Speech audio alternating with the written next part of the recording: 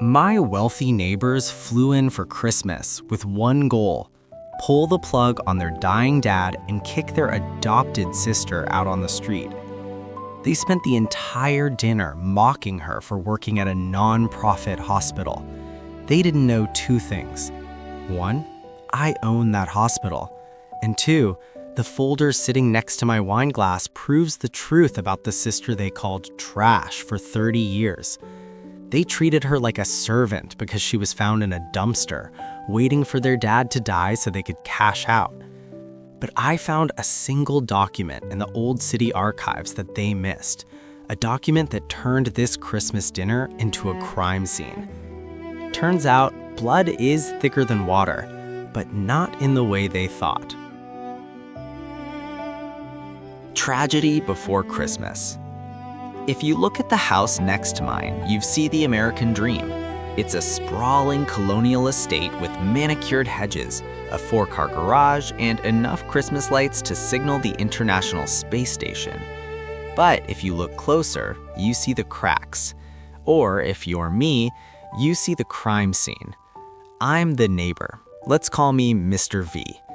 I made my fortune in biotech, specifically in genetic data and nonprofit research.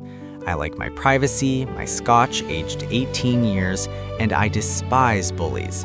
That's why I've been watching the drama unfold next door with Arthur for the last 30 years. To understand why this Christmas is about to turn into a bloodbath, you have to understand the tragedy that started it all. 35 years ago, Arthur was a young, brilliant industrialist. He and his wife Martha were the golden couple. They had everything except a child. When Martha finally got pregnant, they were ecstatic. They painted the nursery yellow, they bought the crib, but the happiness lasted exactly 48 hours. It was the St. Jude maternity scandal of the late 80s, a story you might have seen on true crime podcasts. A corrupt administrator was running a black market ring. On the second night of Arthur's daughter's life, a fire alarm was pulled. In the chaos, 6 babies vanished from the nursery. Arthur's daughter was one of them. The police found nothing, no trail, no baby. Martha shattered. She stopped eating. She spent days sitting in the empty nursery rocking a ghost. Arthur was desperate. He would have done anything to save his wife from the darkness. 6 months later, fate played a twisted joke. A baby was found abandoned in a dumpster behind a diner 2 towns over. No name, no records, just a shivering bundle of life wrapped in a dirty towel. She was placed in the overflow ward of the local orphanage, the very one Arthur donated to. Arthur saw the baby. He didn't care about DNA or lineage. He just saw a child who needed a home and a wife who needed a child. They adopted her immediately. They named her Elena. That little girl from the trash saved Martha's life. A few years later, the miracle happened. Martha got pregnant again, then again. Liam and Sophie were born, the biological children, the real heirs. Fast forward to today. Martha passed away 5 years ago, and that's when the mask fell off. Liam, he's a hedge fund manager in Chicago who thinks visiting family means a Zoom call once a quarter. He's slick, arrogant, and looks at his father like a walking ATM. Sophie, she's a lifestyle influencer in LA. She has a marketing degree she never uses, and she hasn't had a real job in her life. She's very busy spending Arthur's money on luxury trips and designer bags to create a fake life on Instagram that completely contradicts her reality. And then there's Elena, the trash baby. Elena became a brilliant neurosurgeon, top of her class at Johns Hopkins. She had prestige, money, and a career that most people would kill for. But when Arthur was diagnosed with a rare aggressive neurodegenerative disorder last year, Elena didn't hire a nurse. She quit. She literally walked away from a 7-figure salary to move back into the guest house. She engaged with my research hospital, the one I founded, offering her surgical skills pro bono in exchange for access to our experimental trials to find a cure for Arthur. Now, Arthur is wealthy enough to hire a fleet of staff. He could pay for 5 chefs and 10 nurses. But Elena stays close because she knows that frequent changes in care staff confuse him and affect the treatment. So even after long hours working at the hospital in research and surgeries, she still manages to come back home, take care of her children, her husband, and of course, her dad with all the kindness she has. But she's not alone. Her husband, Mark, is a local real estate agent. He's not a millionaire like Liam. He drives a Ford truck, wears flannel, and honestly, he's the son Arthur never had. He comes over every night to watch football with the old man. Their twin daughters, Arthur's grandkids, run around the house, filling those empty halls with life. They are a happy, messy, loving family unit. But yesterday, the vultures started circling. I was on my porch when I heard Liam's car pull up, a rented Lamborghini, of course. Sophie arrived an hour later. They're not here for the turkey, they're not here for the presents. I overheard Liam on the phone in the driveway. Yeah, the old man is fading. We need to secure the assets before the adopted sister guilts him into signing everything over to her. We need to move him to a facility. A good one, it's the best for everyone. My blood boiled. They don't know 3 things. Number 1, Arthur is sharper than they think. Number 2, I recently acquired the archives of the defunct St. Jude maternity ward. And number 3, I found a dusty box of files that is going to nuke this entire family dynamic from orbit. Christmas dinner is tomorrow, and I've just printed out a document that proves exactly whose blood is thicker than water. The vultures have landed. I decided to head over to Arthur's house a day early. Ostensibly, I was there to drop off a bottle of vintage scotch for the dinner. In reality, I was on a reconnaissance mission. The atmosphere inside the house was suffocating. Arthur was sitting in his favorite armchair by the fire, looking smaller than usual. Elena was in the kitchen, prepping the meal for tomorrow, while Mark was outside fixing a loose shutter that had been bothering Arthur. Then there were Liam and Sophie. Sophie was in the living room, but she wasn't talking to her father. She was setting up a ring light. She pulled Arthur, confused and frail, into the frame. "Smile, Dottie. Tell my followers how happy you are to have your favorite daughter home," Sophie chirped, using a filter that smoothed out Arthur's wrinkles until he looked like a wax figure. As soon as she got the shot, her smile vanished. She went back to scrolling on her phone. "Ugh, the Wi-Fi here is tragic. How do you live like this, Elena?" Liam was worse. He was pacing the room with a measuring tape, literally measuring the square footage of the living room. "If we knock down this wall," Liam muttered to himself, loud enough for Arthur to hear, "we could open up the floor plan, make it more modern. It would add at least 15% to the listing price." Elena walked in with a tray of tea and Arthur's medication. She looked exhausted, dark circles under her eyes from pulling a double shift at my research center before coming home to cook. "Liam, please," Elena said softly. "Dad is right here. We aren't selling the house." Liam laughed. It was a cold, dry sound. "We? Who is we, Elena? Last time I checked, this is a family asset, and considering you're living here rent-free, I don't think you get a vote on financial matters." The audacity was breathtaking. "I don't live here rent-free," Elena corrected, her voice trembling slightly but firm. "Mark and I pay for all the groceries, the utilities, and the maintenance. The only thing Dad pays for is the nurse who comes Monday to Friday while I'm at the hospital." Sophie looked up from her phone, rolling her eyes. "Oh, please, you're playing house with Dad's money. We know what you're doing, Elena.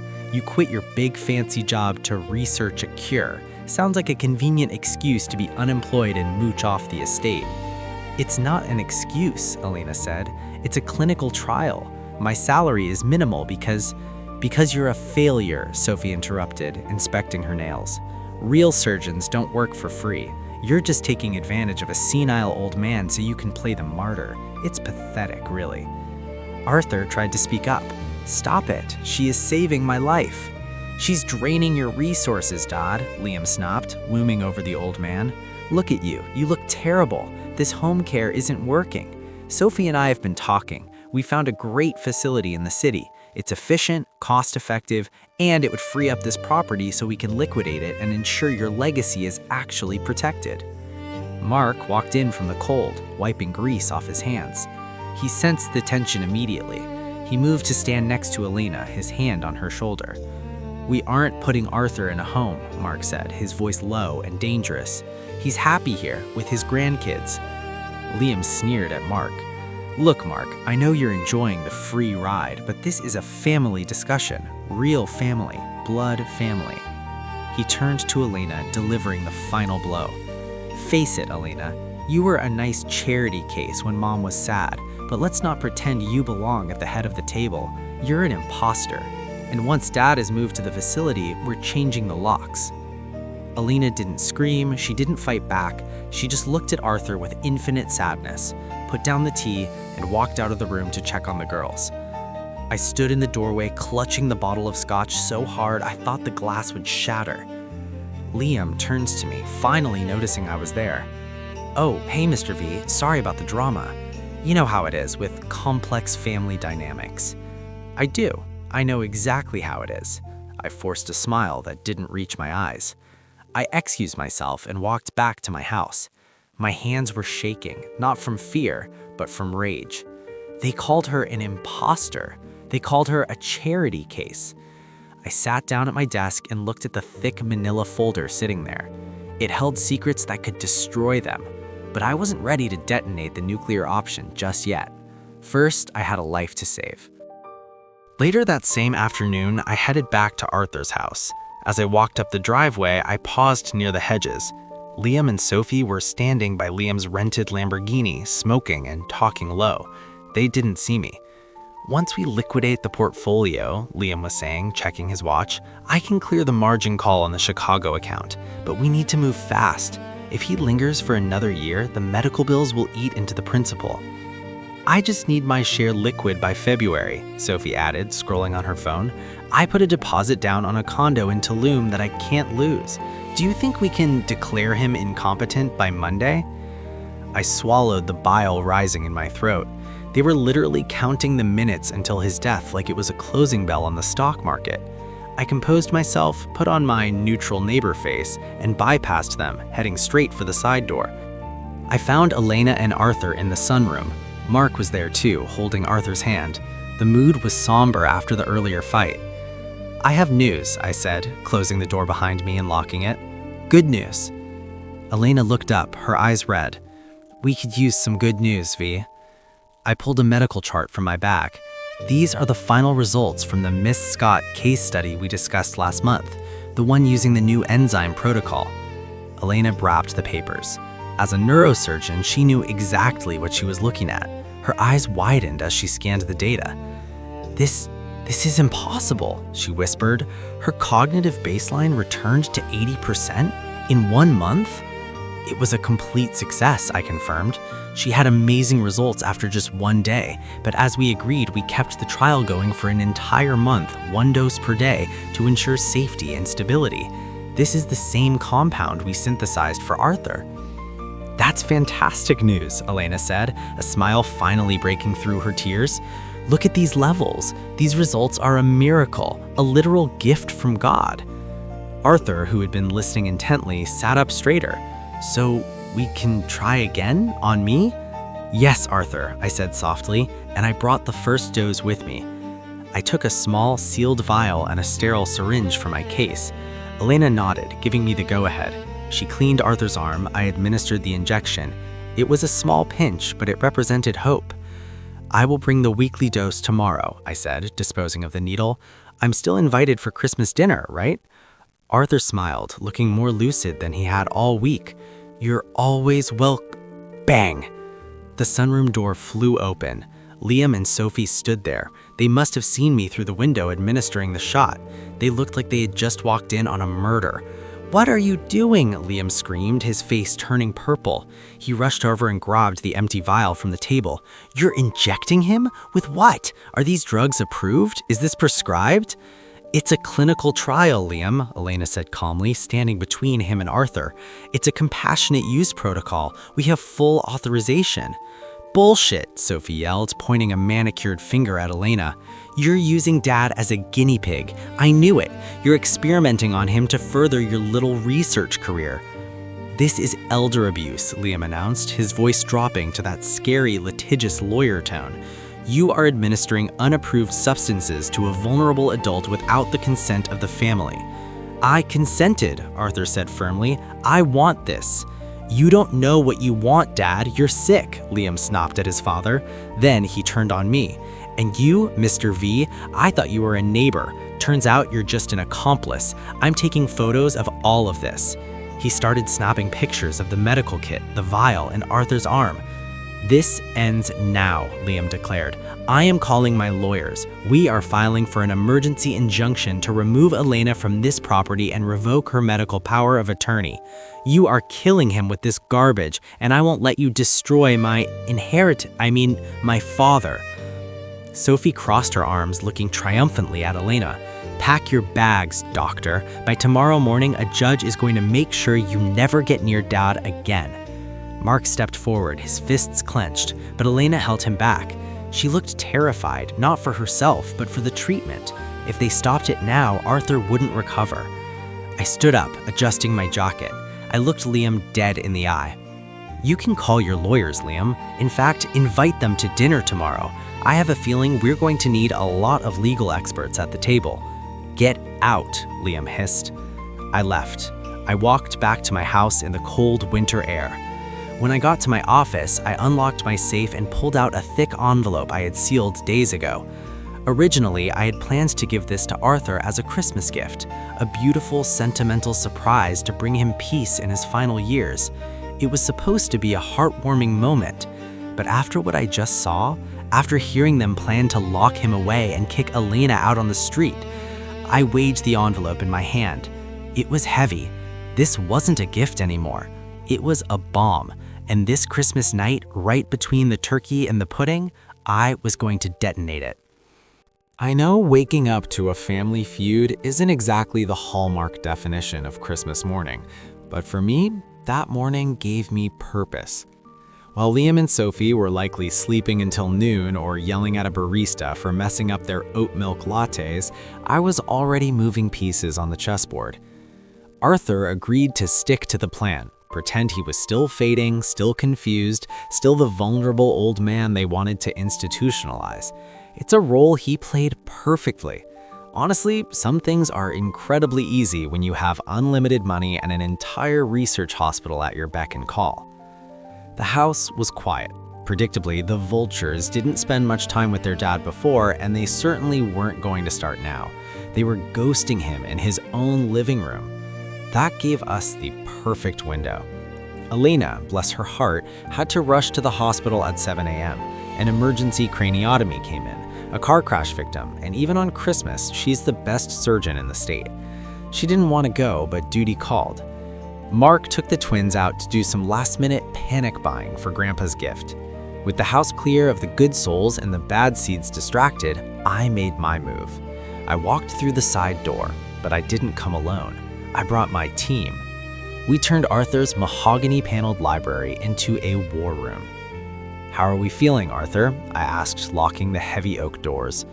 Arthur was sitting in his wheelchair looking frail, but the moment the door clicked shut, he sat up, the fog in his eyes gone, the tremor controlled.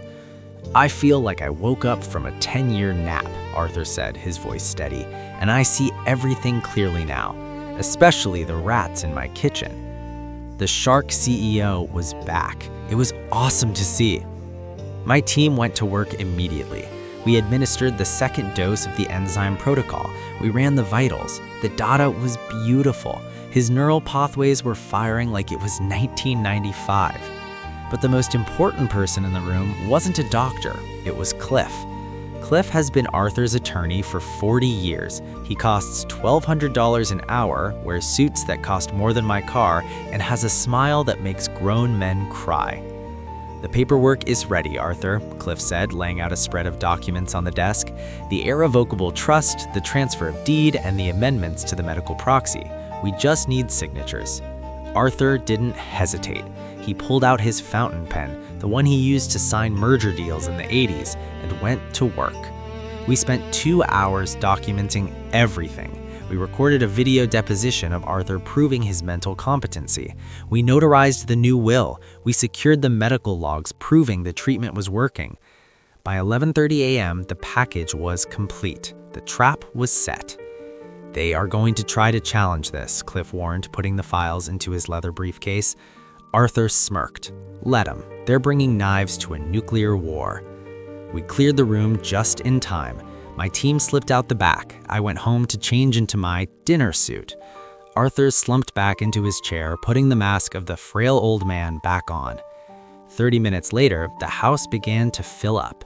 Elena came back, looking exhausted but happy, smelling like hospital soap. Mark and the twins tumbled in, laughing, hiding wrapped boxes behind their backs. They went straight to Arthur, hugging him, checking on him, filling the room with actual warmth. And then the others descended.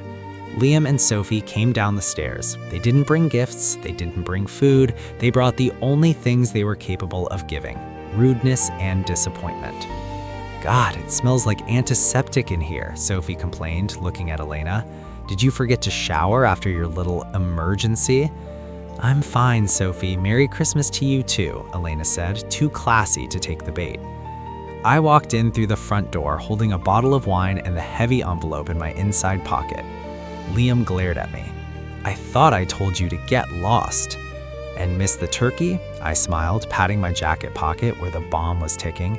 "I wouldn't miss this meal for the world." Arthur looked at me from the head of the table. He gave me a barely perceptible nod. Let the holiday begin. Elena, Mark, and the twins had performed a miracle. They transformed the dining room into a scene straight out of a magazine. The table was set with Martha's fine china, the roast turkey was golden brown, and the room smelled of cinnamon and sage. It was perfect. But of course, to a vulture, even a feast looks like garbage if they aren't the ones being served by a butler.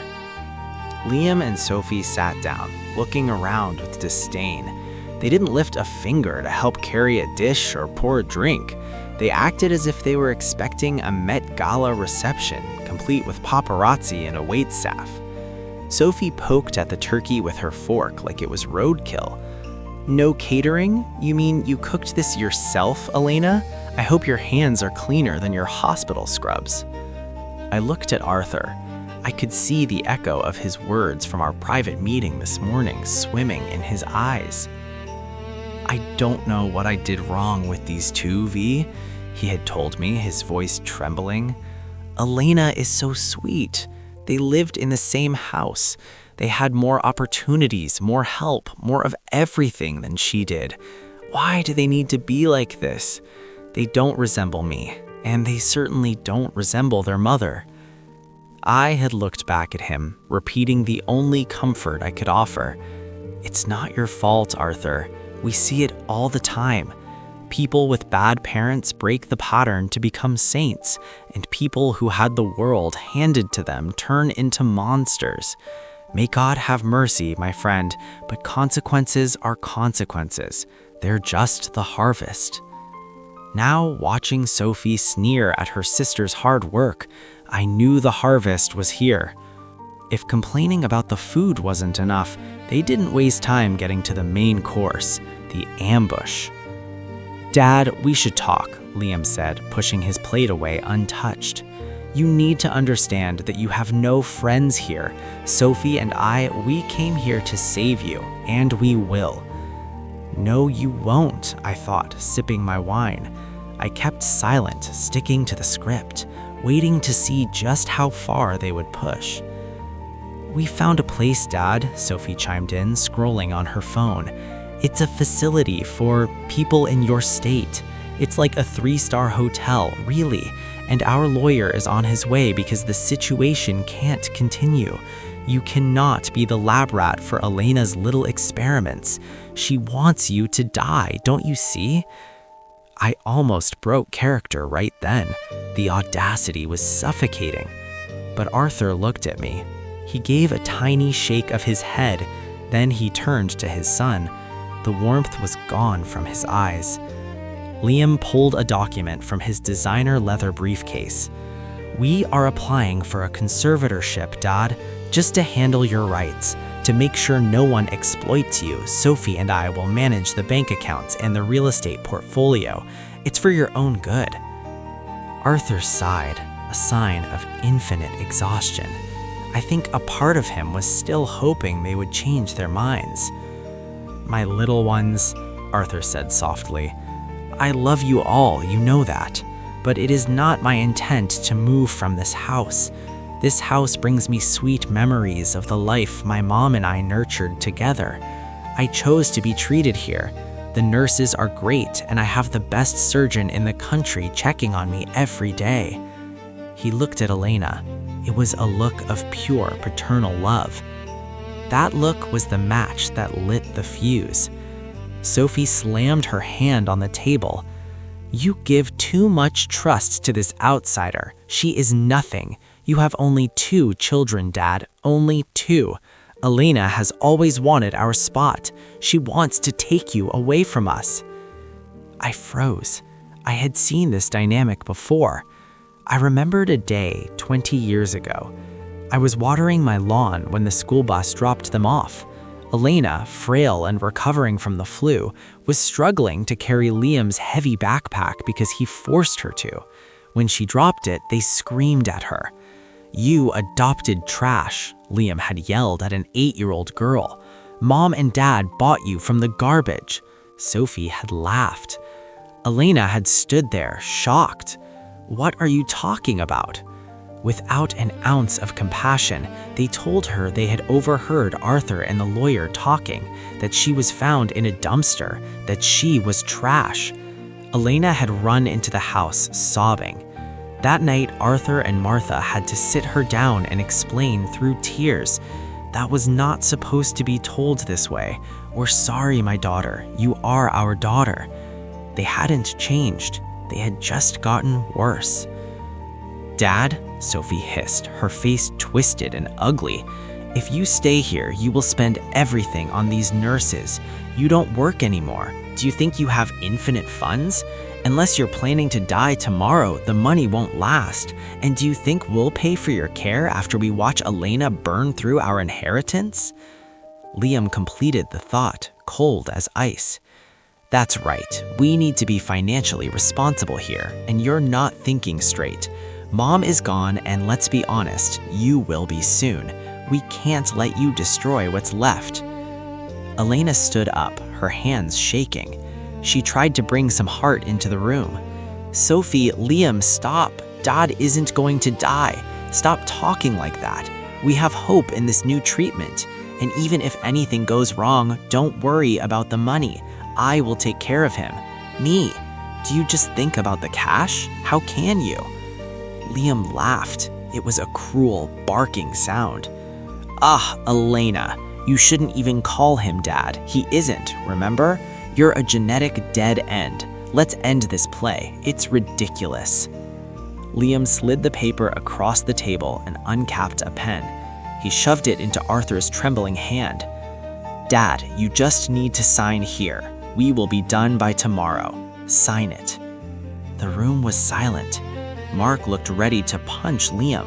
Elena was crying silently. Arthur looked broken. Then I stood up. I adjusted my jacket, picked up the heavy envelope I had placed next to my wine glass, and cleared my throat. "I think," I said, my voice echoing in the silent room, "that nobody is signing anything tonight."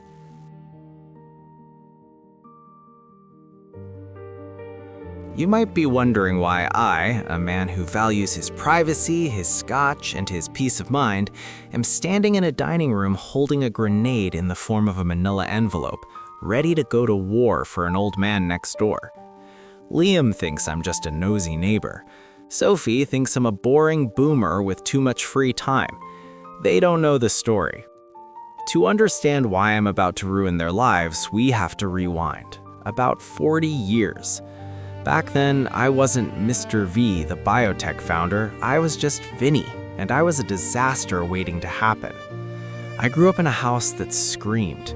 My mom left when I was 12 because my dad used her as a punching bag every time the Bills lost.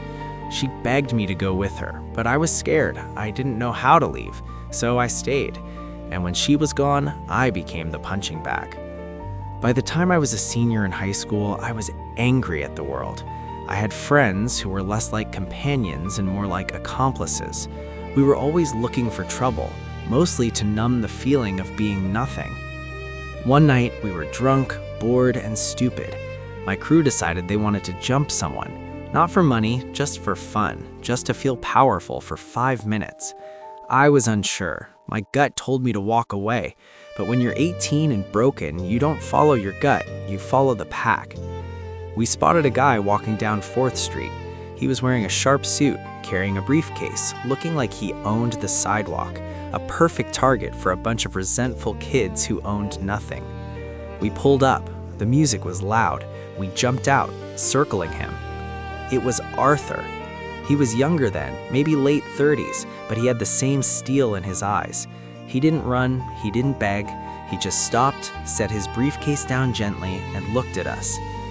"Gentlemen," he said calmly, "go home. You don't want to do this." My friend, a linebacker-sized idiot named Mike, laughed. "Shut up, suit. Give us the wallet." Arthur sighed. "You don't even look like you need the money. Why are you doing this?" "Because we can," Mike yelled, and he swung a fist that could have cracked a brick wall. I closed my eyes, expecting to hear the crunch of Arthur's jaw. Instead, I heard a whoosh and a thud. I opened my eyes. Mike was on the ground, groaning. Arthur hadn't even broken a sweat. He had sidestepped, used Mike's momentum, and put him down. The other 3 guys rushed him. It was a blur. Arthur wasn't a superhero, but he was disciplined. A block here, a strike there. Within 30 seconds, my tough friends were writhing on the pavement. I was the only one left standing. I was frozen. Arthur looked at me. He adjusted his tie. "Well, are you gonna dance too, kid?" Before I could answer or run, the sirens wailed. The cops had us boxed in. Fast forward an hour, we were in the precinct. My friends were being booked for assault and attempted robbery. I was sitting in a chair, shaking, waiting for my turn to be thrown in a cage. I knew my dad wouldn't bail me out. My life was over. Then the officer walked over. "You're free to go, kid. The victim didn't press charges against you." I looked up. Arthur was signing some papers at the desk. I walked over to him, confused and angry. "Why?" I asked. "Why didn't you bury me?" Arthur looked at me. "I saw you in the fight. You didn't swing. You stood back. You looked lost. You have potential, kid. You don't belong with that trash." I scoffed, my defense mechanism kicking in.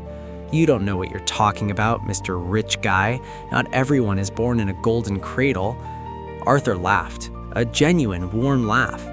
"I wasn't born in a cradle, golden or otherwise. My parents were dirt poor. I started my first business in a garage with a loan I begged for. I worked 18-hour days for 10 years to buy this suit. It's not easy to study, work, and help your parents survive, but it's worth it." He handed me a card. It was for his manufacturing plant. He needs guys who can think before they swing. Show up Monday at 6 a.m. Don't be late. He could have sent me to prison. Instead, he gave me a job. I showed up that Monday. I worked on his assembly line for 2 years. I watched him build his empire. He encouraged me to go to college. He wrote my recommendation letter. When I started my own research company, he was my first investor. Years later, when we were both successful, we coincidentally bought houses in the same new development. We laughed about it over the fence. He was the tycoon of industry. I was the founder of a nonprofit hospital network. He saved my life that night. He didn't just save me from jail, he saved me from becoming my father. So, standing in this dining room, looking at Liam and Sophie, 2 spoiled brats who have never worked for anything, trying to destroy the man who built everything from nothing, I felt a familiar fire. Arthur saved me once. Today is about returning the favor. I looked at Liam, who was still waiting for me to put the envelope down or leave. "You want to talk about inheritances, Liam?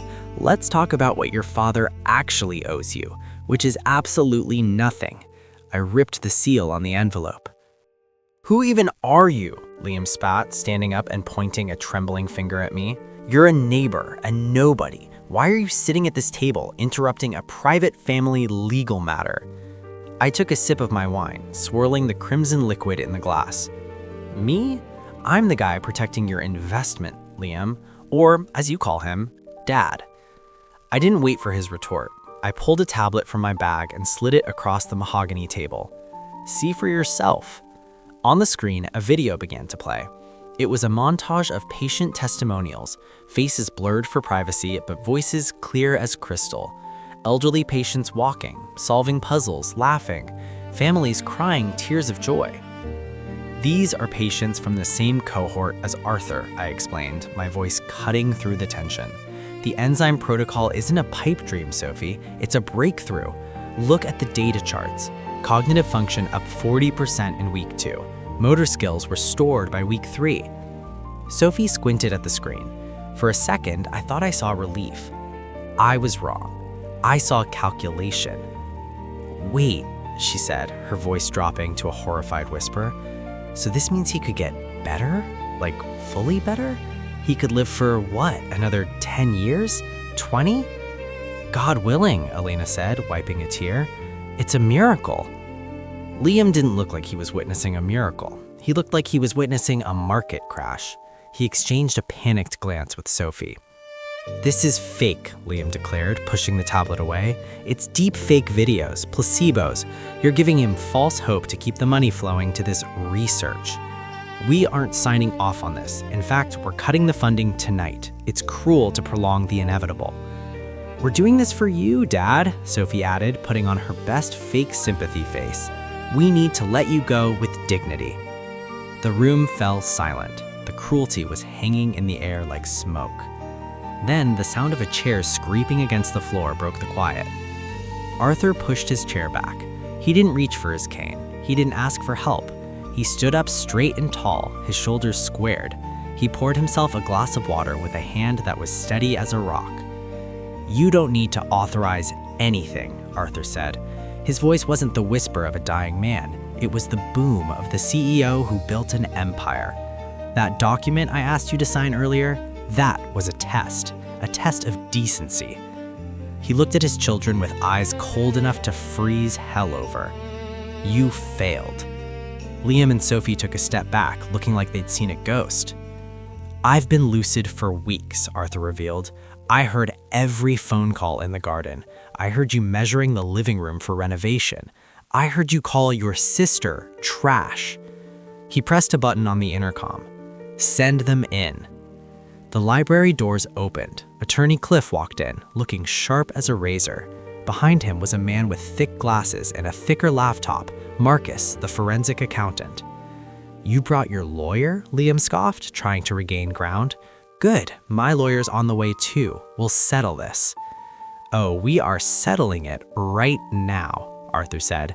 Marcus, run the numbers. The forensic accountant plugged his laptop into the massive TV on the wall. A spreadsheet appeared. It was a sea of red numbers.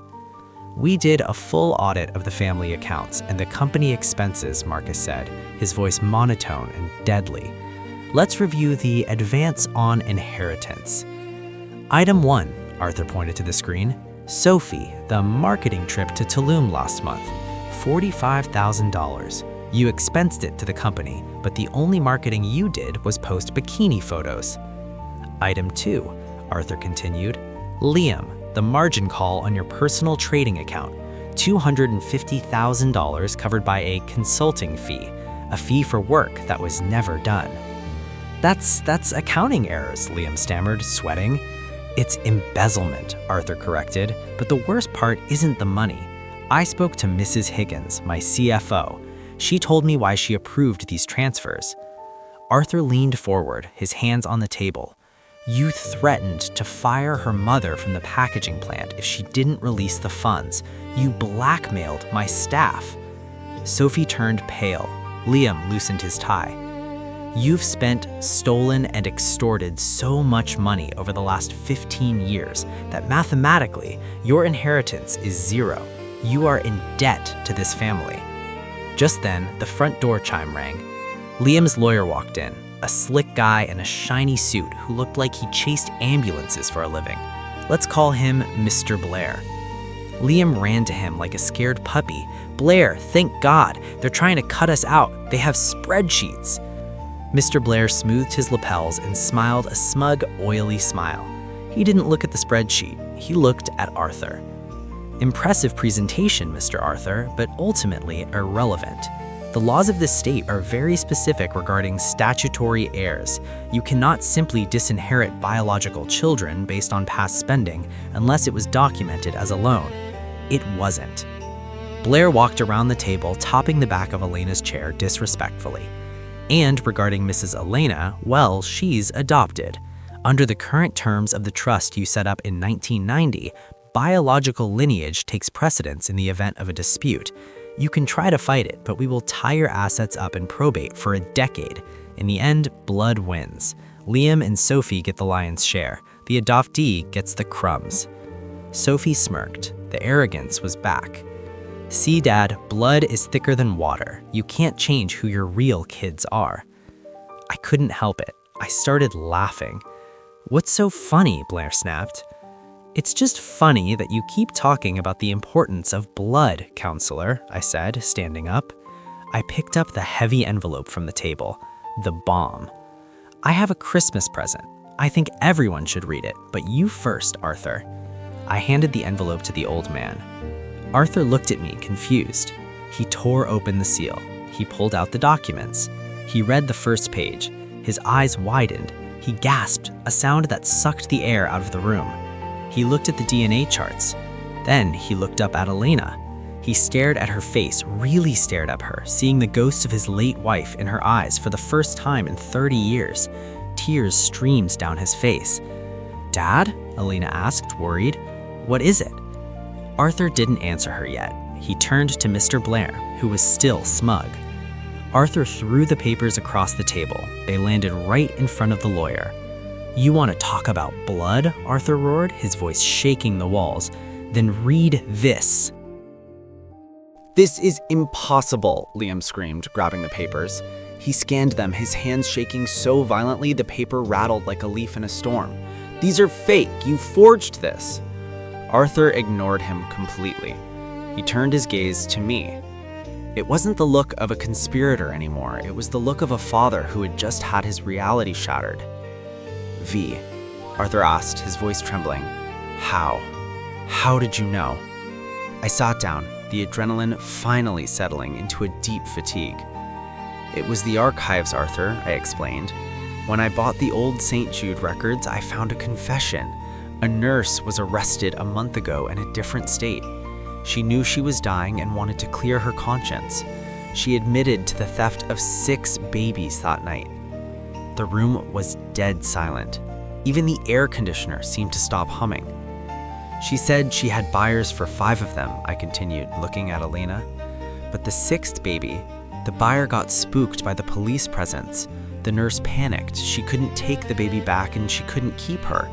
So she drove to a town 2 hours away and left the bundle in a dumpster behind a diner. Elena covered her mouth, tears streaming down her face. The police report from that night confirms the location, I said. It matches the exact time and place where you were found, Elena. Arthur didn't just adopt a child, he adopted his own stolen daughter. It's a divine glitch in the Matrix. You found each other. Elena looked at Arthur. She didn't say a word. She just threw her arms around him. It was a guttural, raw embrace. I never needed the DNA, Elena sobbed into his shoulder. You were always my dad, always. It was a beautiful moment. Naturally, the vultures had to ruin it. This changes nothing, Liam shouted, though he looked like he was about to vomit. Blair, do something, sue them for fraud. We all turned to look at Mr. Blair. The slick lawyer was already packing his briefcase. He checked his phone, looking at a notification that definitely didn't exist. I have an urgent hearing, a literal fire at the firm, Blair stammered. He looked at Arthur, then at the forensic accountant's menacing spreadsheet. Mr. Liam, Ms. Sophie, I believe my representation ends here. Good luck. He practically ran out the door. Coward, Sophie shrieked. Attorney Cliff stepped forward. He didn't look amused. Your lawyer is smart. He knows when to jump off the Titanic. Now, regarding the embezzlement and the extortion of the CFO, Cliff looked at Arthur. We have enough evidence to press criminal charges. Extortion is a felony. They could be looking at 5 to 10 years in state prison. Arthur's face hardened. He looked at Liam and Sophie, the children he raised who turned into strangers. These children need a lesson, Arthur growled. Call the police, Cliff. No! The voice didn't come from the twins. It came from Elena. She wiped her eyes and stood between Arthur and the vultures. Dad, no, she said firmly. They are your children too. And you are the best man I know. Don't let their poison change who you are. If you send them to prison, you carry that weight forever. They wanted to let me die, Arthur argued. I know, and that is their burden to carry, not yours. Let them harvest what they planted, but don't destroy them, please. I looked at Elena, standing tall, defending the people who had called her trash her entire life. In that moment, I saw it. I saw the same fire, the same integrity I saw in Arthur 40 years ago when he refused to press charges against a punk kid who tried to rob him. She really was his daughter, in blood and in spirit. I looked at Arthur. He saw it too. He let out a long breath, the anger draining away, replaced with stern resolve. Fine, Arthur said. No prison. Liam and Sophie let out a sigh of relief. Thank God. Okay, so we just go? Oh, you're going somewhere, but not back to your condos.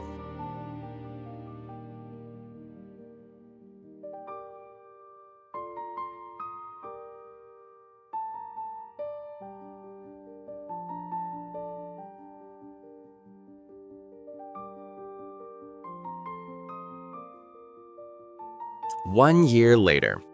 The snow is falling again on our quiet suburban street. The Christmas lights are up, but this year, the vibe is different. Arthur is alive. In fact, he's better than alive. He's thriving. The treatment worked. He's walking 3 miles a day, and rumor has it he's bought a new convertible. Elena, Mark, and the twins moved into a beautiful house just down the block. Elena went back to surgery, winning a prestigious award for her research, but she still cooks Sunday dinner for her dad every week. And the vultures? Well, per Elena's request and Arthur's savage agreement, they entered a rehabilitation program. To avoid prison for the embezzlement, they signed a very specific contract. They were transferred to Arthur's smallest, most remote manufacturing plant in rural Ohio. Their assets were frozen to pay back the debt. Their salary, minimum wage. Their housing, the workers' dormitory. Bunk beds, shared bathrooms, no room service. I was sitting in Arthur's library drinking that 18-year-old scotch while Arthur read the monthly reports from the plant manager. Listen to this, V, Arthur chuckled, adjusting his glasses. Report on Liam. Subject attempted to delegate mop duty to a new robot machine. Failed. Subject broke 3 fingernails trying to operate the forklift. Production line halted for 10 minutes while he cried. I laughed. And Sophie? Report on Sophie. Subject tried to film a day in the life of a factory girl TikTok. Phone was confiscated for safety violation. She is currently leading the hairnet rebellion. She actually swept the floor yesterday. It wasn't good, but she did it. They are miserable. They are exhausted, but for the first time in their lives, they are earning their keep. Who knows? Maybe in 10 years, they'll be decent human beings. The doorbell rang. Elena walked in, followed by Mark and the girls. Grandpa, the twins yelled, tackling Arthur. Careful with the old man, I joked. I'm not old, I'm vintage, Arthur winked. Elena handed Arthur 2 envelopes. These came in the mail from Ohio. Arthur opened them. They were Christmas cards, cheap ones, drugstore brand. Liam's card read, Dad, my back hurts. Sometimes I still want to hate you, but I paid for this stamp with my own money. Proud? Merry Christmas. Sophie's card read, the thread count on these sheets is a crime against humanity. I bought a new pillow last week. Almost fancy, the price was not. I missed the turkey. Sorry. It wasn't a poetic apology. It wasn't a total transformation, but it was real. Grandpa, one of the twins asked, tugging Arthur's sleeve, Mom said you have a new friend coming to dinner. Is she your girlfriend? Arthur turned bright red. Elena winked at me. She's just a friend, sweetie. A very nice lady friend. I raised my glass. To the family we choose, to the family we are born with, and to the messy, beautiful, chaotic middle ground where we learn who we really are. Merry Christmas indeed.